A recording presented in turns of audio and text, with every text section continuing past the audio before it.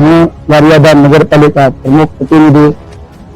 અમારે જે પાણીનું લાયન જે પેલા મોટર ખરાબ હતી એ રિપેર કર્યા પછી પાણીની 2% લાયન તૂટી ગયેલ ને 2 તૂટી ગયેલ અને કાલે રાત્રે 11 કલાકે પાણી ચાલુ કરેલું.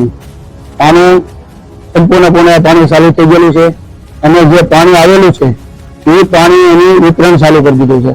એ વિતરણમાં અમે કૃષ્ણાનગરમાં પહેલા નાખી દેતા, આજે વારો હતો, વારા પ્રમાણે કૃષ્ણાનગરમાં પાણી અમે દીધેલું અને એ પાણી દીધેલું હતું અમે સવારમાં 45 થી 50 મિનિટ સુધી પાણી આપેલું હતું.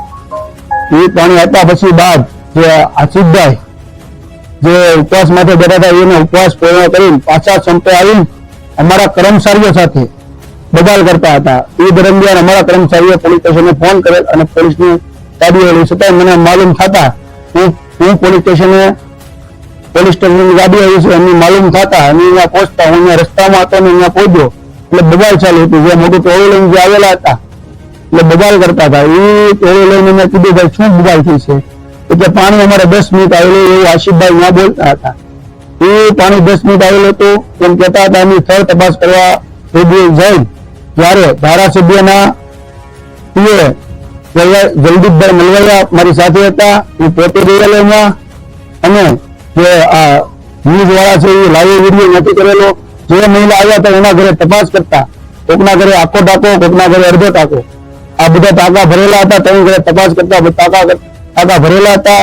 આવી રીતનું આ આસિફભાઈ નગરપાલિકાના સદસ્ય છે. આવી રીતનો માણસોને અને આવી રીતનું ખોટું બોલાવીને લઈ જાય છે અને ટાંકા બોલાવીને થોડુંક કર્મચારીઓને હેરાન કરે છે અને ખોટું ખોટું જૂઠાણું કરે છે.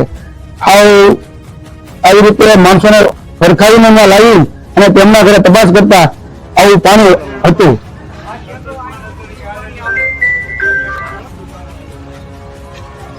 ગુજરાત અને દેશ દુનિયાની તાજા અપડેટ માટે અમારી ન્યૂઝ 7 ગુજરાતીને લાઈક કરો, શેર કરો, સબસ્ક્રાઇબ કરી બેલ આઇકન જરૂર દબાવો.